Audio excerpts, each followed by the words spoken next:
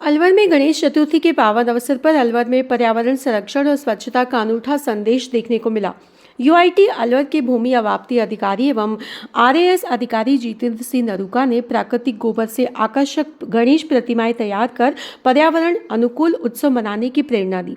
इन प्रतिमाओं को गोबर से तैयार कर प्राकृतिक रंगों से सजाया गया है। खास बात यह है कि पूजन के बाद इनका विसर्जन करने की आवश्यकता नहीं होती। इन्हें गमले या किसी पेड़ के नीचे रखने पर ये प्राकृतिक रूप से मिट्टी में मिल जाती है और पर्यावरण को किसी प्रकार का नुकसान नहीं पहुंचाती।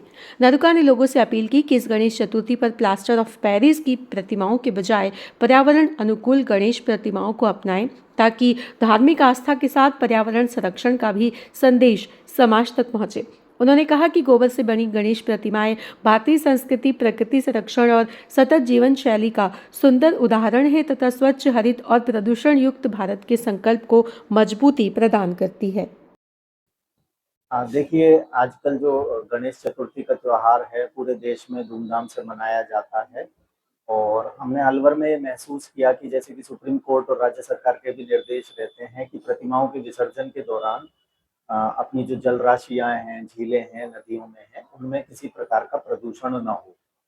तो क्योंकि पीओपी की बनी हुई प्रतिमाएँ या अन्य धातु की प्रतिमाएँ हों, उन पर जो रंग इस्तेमाल किए जाते हैं रासायनिक, उनसे एक दिक्कत रहती है। उनका निस्तारण या विसर्जन जब हम करते हैं तो वो, क्योंकि हमारे को जो है जल का भी संरक्षण करना है, तो ऐसे ही बैठे-बैठे चूँकि चित्रकला का शौक था, तो हमने ये गणेश प्रतिमाओं का निर्माण किया और इन पर आकर्षक चित्रकारी की।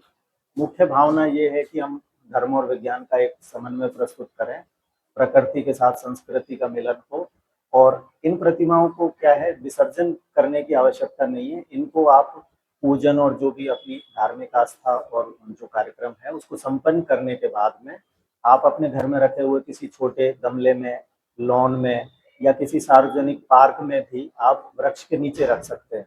धीरे-धीरे समय के साथ जो है इनका जैविक रूप से अपघटन होगा और जो गोबर है वो धरती और मिट्टी में मिल जाएगा और उससे जैव उर्वरक एक प्रकार का प्राप्त होगा जो पौधों के लिए और भविष्य में हरियाली के लिए उपयोगी रहेगा।